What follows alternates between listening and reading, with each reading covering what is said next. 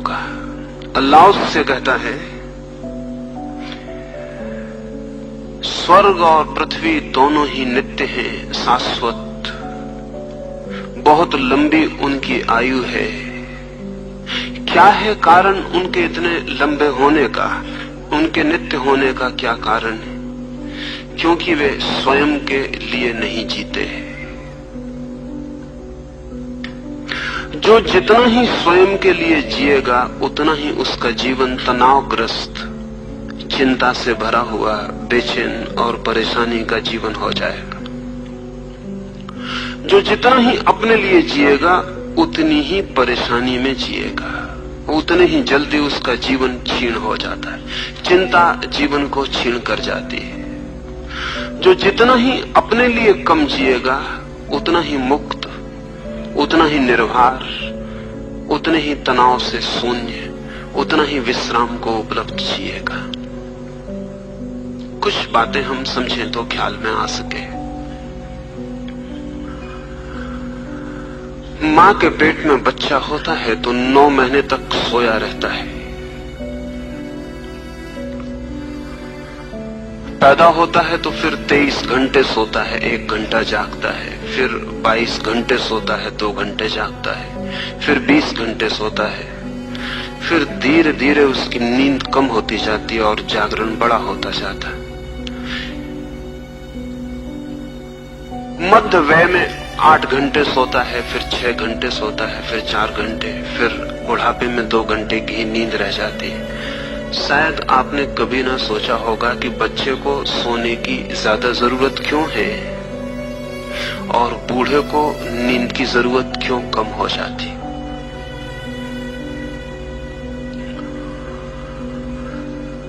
जब जीवन निर्माण करता है तो स्वयं का बिल्कुल ही स्मरण नहीं चाहिए। स्वयं का स्मरण जीवन के विकास में बाधा बनता है। बच्चा निर्मित हो रहा है तो उसे 24 घंटे सुलाए रखती है प्रकृति, ताकि बच्चे को मेरे होने का ख्याल ना आ पाए, ईगो कॉन्शियसनेस ना आ पाए। जैसे ही बच्चे को ख्याल आया कि मैं हूं, वैसे ही उसके विकास में बाधा पड़नी शुरू हो जाती। वो मैं जो है वो जीवन के ऊपर बोझ बन जाता है। जैसे जैसे मैं बड़ा होगा वैसे वैसे नींद कम होती जाएगी और बुढ़ापे में नींद बिल्कुल ही विदा हो जाएगी, क्योंकि फिर मृत्यु करीब आ रही है। अब जीवन को निर्मित होने की कोई जरूरत नहीं है, अब जीवन विसर्जित होने के करीब है। अब बूढ़ा आदमी पूरे समय जाग सकता है, अब जागने की कोई कठिनाई नहीं है, लेकिन बच्चा नहीं जाग सकता। चिकित्सक कहेंगे कि अगर कोई आदमी बीमार है और साथ ही उसकी नींद भी खो जाए तो उसकी बीमारी को ठीक करना मुश्किल हो जाता है। इसलिए पहली फिक्र चिकित्सक करेगा कि बीमारी की हम पहले चिंता न करेंगे, पहले उसकी नींद की चिंता करेंगे। पहले उसे नींद आ जाए तो बीमारी को दूर करना बहुत कठिन नहीं होगा। क्यों? क्योंकि नींद में वो मैं को भूल जाएगा और जितनी देर मैं को भूल जाए उतनी ही देर के लिए जीवन निर्भर हो जाता है और उसी बीच जीवन की सारी क्रियाएं अपना पूरा काम कर पाती हैं। अगर बीमार आदमी न सो सके तो बीमारी से भी ज्यादा खतरनाक उसका जागना हो जाएगा, क्योंकि चिंता 24 घंटे उसके सिर पर बनी रहेगी। आप रात 8 घंटा सोने के बाद सुबह ताजा अनुभव करते हैं, अपने को प्रसन्न अनुभव करते हैं।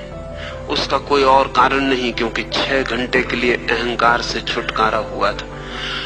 अगर मनुष्य जाति हजारों हजारों साल से शराब में, बेहोशी की और मादक द्रव्यों में रस लेती रही है तो उसका एक ही कारण है, क्योंकि आदमी इतना चिंता और इतने अहंकार से भरा हुआ है कि उसका जीना मुश्किल हो जाता है अगर वो अपने को न भूल पाए। इस पृथ्वी से शराब अलग न हो सकेगी जब तक पूरी पृथ्वी ध्यान में डूबने को तैयार न हो। तब तक शराब को दूर करने का कोई भी उपाय नहीं है, क्योंकि 2 ही उपाय हैं अहंकार से मुक्त होने के। या तो आप इतने ध्यान में उतर जाएं, जैसा लाओस से कहता है कि आप अपने लिए जीना ही बंद कर दें, और या दूसरा उपाय यह है कि जबरदस्ती केमिकल ड्रग से अपने को बेहोश कर लें। मैं मिटेगा नहीं शराब से, लेकिन भूल जाएगा, और जितनी देर भूल जाएगा उतनी देर अच्छा लगेगा। लेकिन जब होश आएगा वापस, तो वही मैं दुगनी ताकत इकट्ठी करके खड़ा हो जाएगा। इतनी देर दबा रहा, उसका भी बदला, उसका भी रिवेंज लेगा। जैसे जैसे मनुष्य का अहंकार बढ़ा है, वैसे वैसे दुनिया में बेहोश होने की व्यवस्था में बढ़ती करनी पड़ी है। जितना सभ्य मुल्क उतनी ज्यादा शराब, और अब हमें और नई चीजें खोजनी पड़ी हैं। मैरिजुआना है, मेस्कलिन है, एलएसडी है। आदमी किसी तरह अपने को भूल पाए।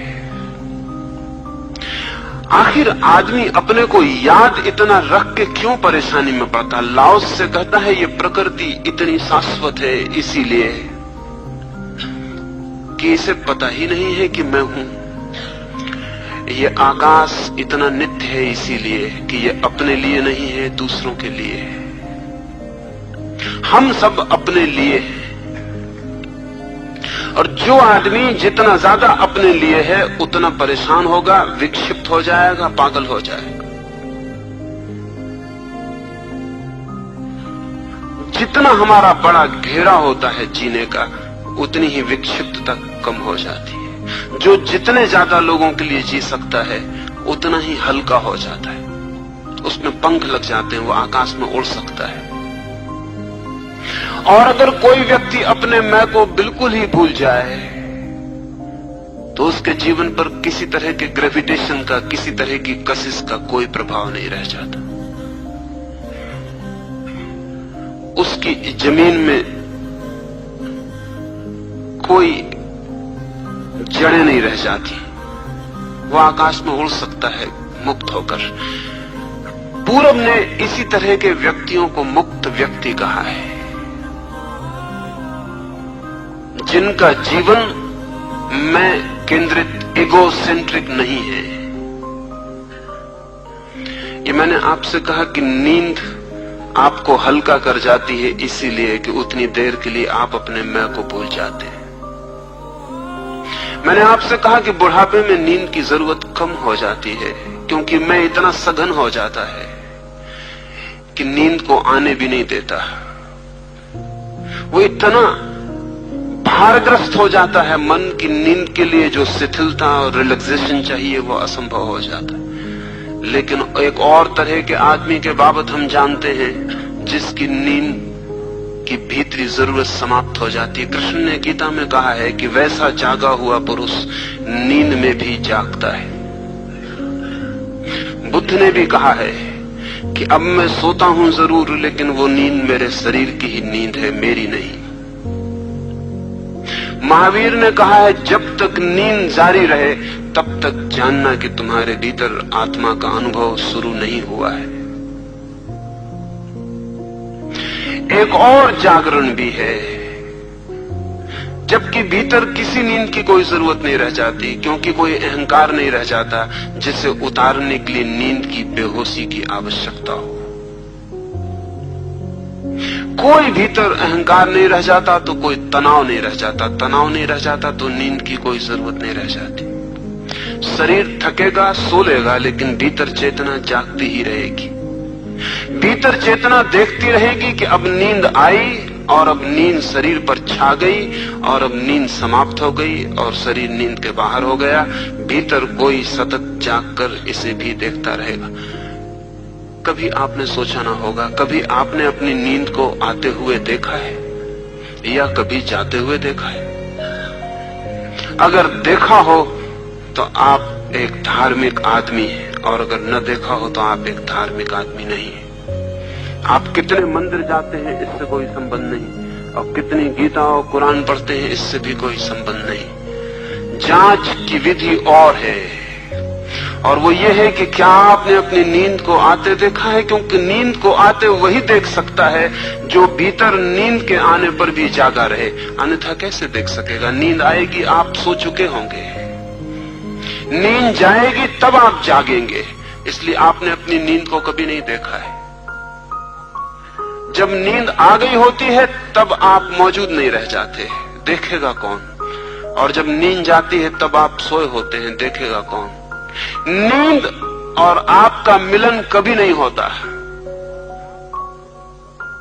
उसका अर्थ यह हुआ कि आप ही नींद बन जाते हैं। जब नींद आती है तो आप इतने बेहोश हो जाते हैं कि भीतर का कोई कोना अलग खड़े होकर देख नहीं सकता कि नींद आ रही।